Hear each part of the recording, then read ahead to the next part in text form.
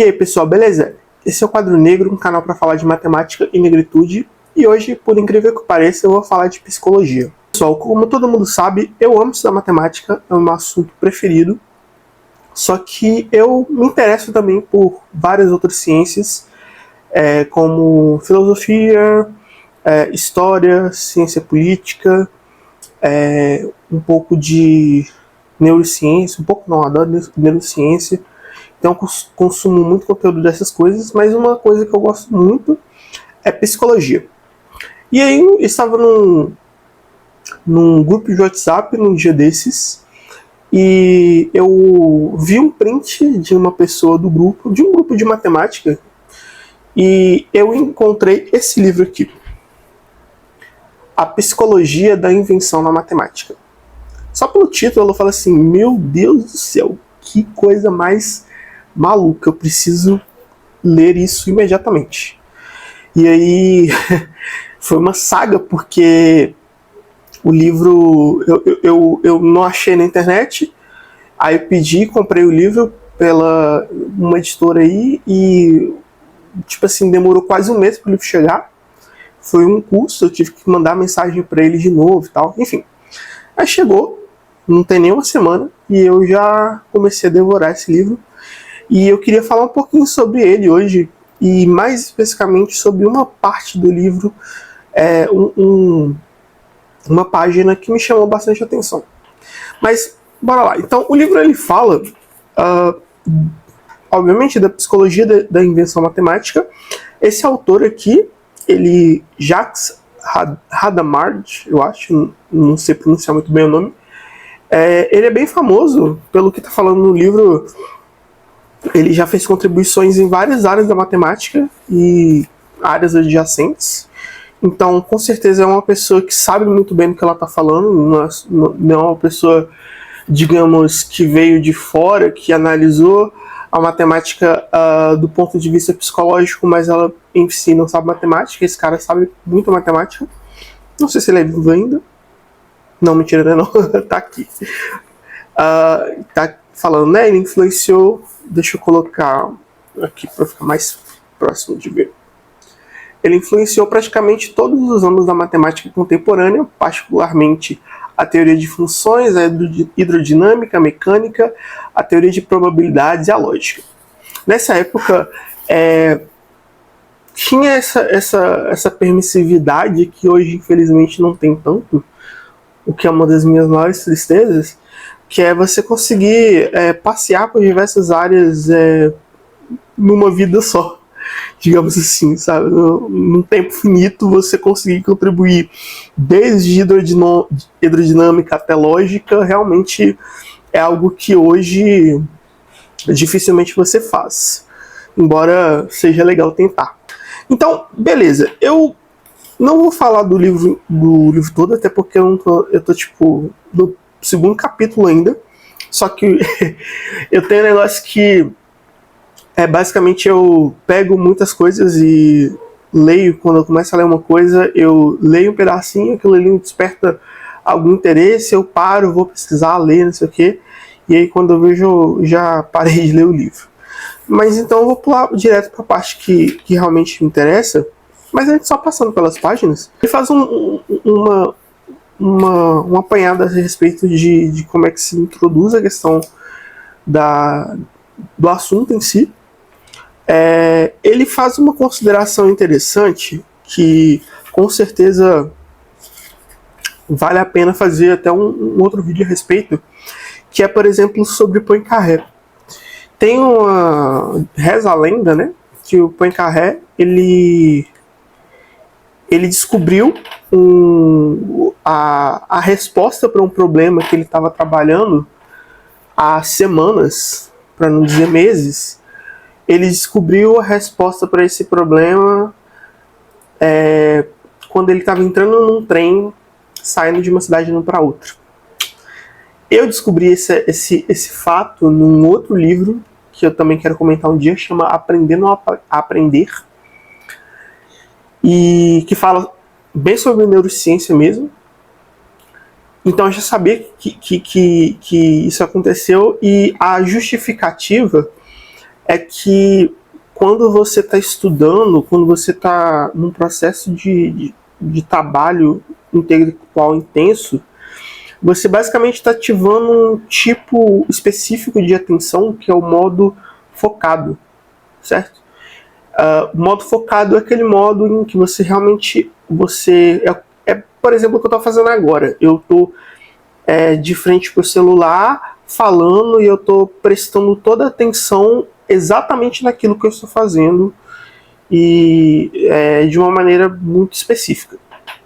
Mas tem um outro tipo de funcionamento cerebral que não é nem melhor nem pior do que o modo focado, os dois são igualmente importantes, mas que é o modo difuso, que é quando você está pensando de uma outra maneira sobre aquilo ali. Você não está pensando diretamente sobre aquilo, você está fazendo uma outra coisa da sua vida, ou então você está pensando, mas de um ponto de vista muito menos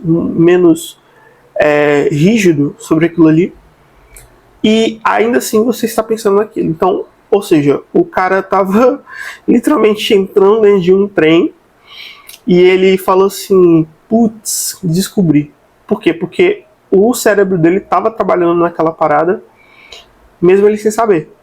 E aí, quando você meio que solta um pouco o freio e se permite parar de pensar por aquilo ali por um tempo, curiosamente é muito mais efetivo do que se você tivesse ficado horas e horas e horas e horas pensando naquilo ali.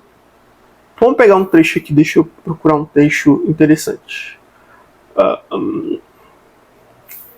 Ok, vamos portanto falar das funções rushianas. Nem sei se é assim que se fala. Porque na época tinha, acho que agora não focou, foi mal. O Poincaré, na época, talvez a principal descoberta dele, a principal contribuição dele no período em que eles estão falando aqui no livro, foi sobre essas funções fushianas, que são uma interseção de grupos com análise complexa e, se eu não me engano, envolve algumas equações diferenciais também. É uma parada bem legal. E ele estava estudando sobre isso. Então, no início, Poincaré estudou em vão o assunto durante 15 dias, querendo provar que as funções desse tipo não podem existir, mas acabou demonstrando que sua ideia era falsa.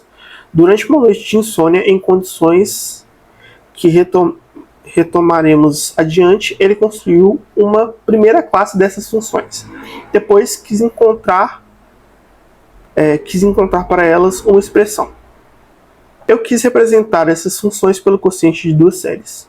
Tal ideia foi perfeitamente consciente e pensada.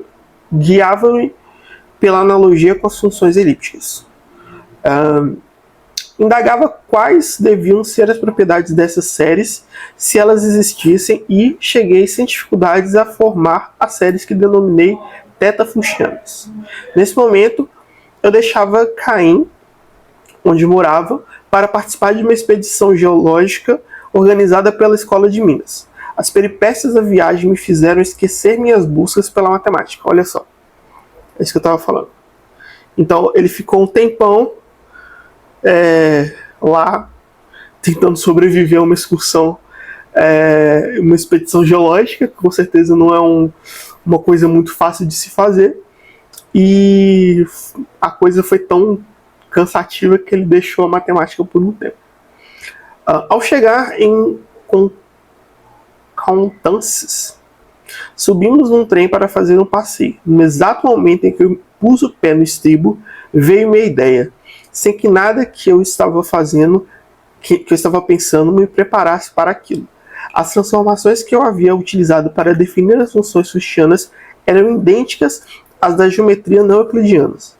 Não fiz a verificação, não teria dado tempo, pois assim que eu sentei no trem, continuei a conversar. Mas tive imediatamente uma total certeza. Deixa eu ver se dá para poder... Aqui, beleza. Ao voltar a Caen, por desencargo de consciência, verifiquei o resultado com calma. Propus-me a estudar questões de aritmética sem grande resultado aparente e sem rigor no que tivesse qualquer ligação com as minhas pesquisas anteriores. Tá difícil ler nessa posição. Desanimado com o fracasso, fui passando uns dias à beira-mar e procurei pensar noutras coisas. Certo dia, ao passear por uma falésia, veio-me a ideia, sempre com as mesmas características de brevidade, subitaneamente e certeza imediata, de que as transformações aritméticas das formas quadráticas ternárias indefinidas são idênticas às das geometrias não euclidianas. Então, o cara tava fazendo muito trabalho, um trabalho muito intenso, e simplesmente falou assim, cara, não tá dando certo. E aí ele tirou uns dias para fazer outra coisa da vida dele, que não fosse pensar matemática. E quando ele se assustou, a ideia apareceu, quase como mágica. O livro que eu estava falando, é esse aqui, ó. Aprendendo a Aprender, da Barbara Oakley. Para mim, esse livro, eles são quase que complementares, porque tudo que está dizendo aqui é como se fosse uma resposta do ponto de vista neuropsicológico do que está sendo escrito aqui. Ele fala aqui, desse livro, de como é que é um pensamento, né? Você tem uma ideia, é como se fosse, é quase que literalmente, eu descobri isso, é muito legal. Para quem conhece o conceito de grafo, vou até falar um pouco de matemática agora antes de falar disso.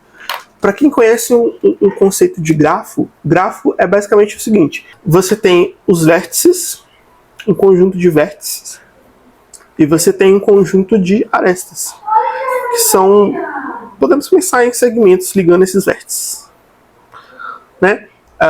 Você pode ter, para cada grafo é uma maneira de conectar um vértice a outro vértice e por aí vai. Você pode ter auto-interseções, coisas do tipo, etc. Qual que é a noção que eu quero trabalhar aqui? Um pensamento é como se você tivesse numa rede, então um grafo é basicamente isso, e se você pensar em todos os seus pensamentos, todos os seus... eu não sei exatamente a palavra, mas todas as conexões que você pode fazer como um grafo, você vai ver que um pensamento ele vai se conectando com o outro com um comportamento que é parecido de um grafo. Ou seja, eu comecei um pensamento aqui, aí ele foi para cá, veio do pensamento, depois chegou nesse daqui, depois veio para esse daqui de novo, depois foi para cá, sei lá. E quando você tem esse mapa na cabeça dos pensamentos como vértices de um grafo, e você consegue ter uma visão melhor de como que cada tipo cerebral funciona. Aonde que eu quero chegar? Quando você está num modo muito focado, deixa eu ver se eu consigo voltar aqui. Quando você está num modo muito focado, é esperado que você só faça conexões com vértices que estão bem próximos. Isso daí é biologia, não sei explicar porquê, mas o livro fala que é isso. E quando você está num modo que é difuso, você permite que você faça associações e pontes em lugares que antes você não acessava com esse modo aqui. E então isso literalmente explica porque que ele teve essa ideia que estava longe do alcance dele, porque era um vértice aqui enquanto ele estava aqui, digamos assim, né? Por que ele teve isso justamente quando ele estava chegando, saindo de um trem para o outro? Porque ele estava nesse modo difuso de funcionamento cerebral. Ele permitiu que tivesse uma associação maior do que se ele estivesse aqui só dentro do mundinho dele. Qual que é a moral da história pra gente? Descanso. Não adianta literalmente em termos científicos de 2 livros que eu acabei de apresentar. Não adianta a gente simplesmente fazer matemática 24 horas por dia e não ter um momento de descanso. Então, esse vídeo foi para colocar a pontinha do iceberg desse livro fantástico que eu tô lendo, desses 2 livros, né? Que eu tô lendo agora. Esse eu já tava lendo esse livro eu comecei a ler no ano passado, no começo do ano passado. Esse daqui não tem nem um mês, mas eu consegui pegar conhecimentos de um e trazer para o outro, e eu quero continuar lendo e comentando com vocês sobre esses 2 livros. E por favor, comentem aí o que vocês acharam, qual dos livros vocês gostariam que eu focasse mais.